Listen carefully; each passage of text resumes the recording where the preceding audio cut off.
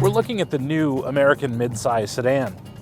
Used to be, these cars would have a V6 engine up front, but no longer. Now they've all got 4 cylinders, they're turbocharged, and that's in the name of fuel efficiency.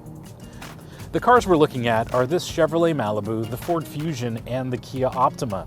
And what you're going to find are these cars are very similar to one another in terms of size, performance, and price. The car I'm driving is the all-new 2013 Chevrolet Malibu, and it's pretty much what you'd expect. It's reasonably good looking, it's very comfortable, and it rides well. The controls for the radio and climate control systems are really straightforward. You want to turn down the volume? Well, you've got a dial for that. Want to turn up the temperature? You've got a dial for that too. You can't get any more simple than that. Just a couple of years ago, if you wanted the most powerful engine in a car in this segment, you'd get a V6, but they're not available anymore. Under the hood of this Malibu is a 2-liter turbocharged 4-cylinder, and it does a pretty decent job of replacing the V6. The only difference is it's not as sharp and as responsive as the V6 used to be. To me, this new Malibu is much improved over the old one, but what it does is it really puts the Malibu on par with everything else in the segment. The Malibu does just about everything a little bit above average, but to be successful in this segment, a car's got to do 1 or 2 things really in an exceptional way.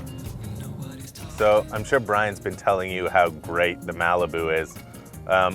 But this is the Ford Fusion, the new one, and you know, I think it's just like a little bit better in sort of every respect. For starters, it looks awesome. It's like in a different league from the Malibu. The Malibu doesn't look that too much different from like your grandpa's Malibu decades ago, but the Fusion looks amazing. I mean, it looks like a cross between an Aston Martin and an Audi A7. And that's hard to sniff at, you know. On the road, people definitely notice. And you know, Brian, I appreciate that the Malibu is a big, comfortable car, but what I don't understand is how they made such a huge car on the outside with so little space on the inside. It's like the opposite of a magician's hat or something, you know? It's like you get inside and it's like, where did all the space go? The Ford, on the other hand, doesn't have that problem. It is a fairly big car on the outside, but also it pays off on the inside. I mean, behind me right now, there's tons of rear leg room. And here in the driver's seat, I've got tons of room, tons of adjustment, lots of headroom. So Ford's actually done a really clever thing with the Fusion. They've managed to package it really efficiently, much better than the Malibu, so you get more space for your buck. I am going to have to concede to Brian, though, that the Malibu with the 2-liter turbo is a little faster feeling than this car. In fact, the one I'm driving now is a 1.6, but what you would really compare it to is the 2.0-liter EcoBoost turbo that you can get in this Ford for about the same price, you know, around 30 grand, nicely loaded. All the sync and the technology and the like, touchscreen buttons, they're just a pain. You know, we always rip on Ford for this stuff, but it's like, go look at what Chevy does. Right now, there's so many buttons on this touchscreen, and they're all so small.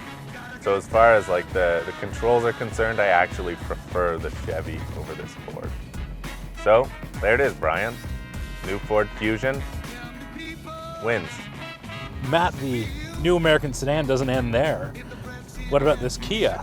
Now, I know you're probably thinking Kia is from Korea, but in fact, this Optima is manufactured in the good old US of A, in Georgia of all places, and it's designed by a German.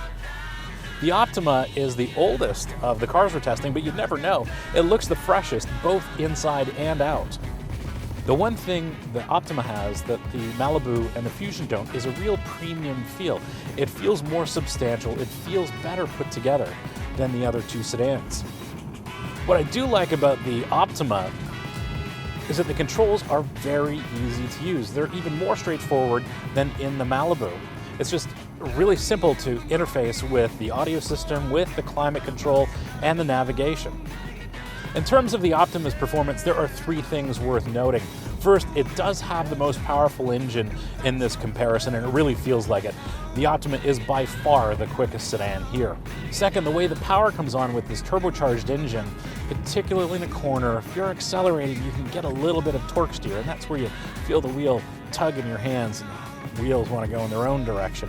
That's not always confidence inspiring. These 3 cars has its own strengths. For example, the Malibu is just a good all-around mid-size sedan. The Fusion, on the other hand, handles great, it's got its striking looks, and it's pretty big on the inside.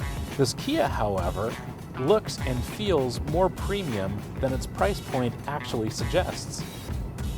With performance and value being so similar among these 3 cars, it's tough to pick a winner. But if you ask Matt and I, we like this Kia Optima.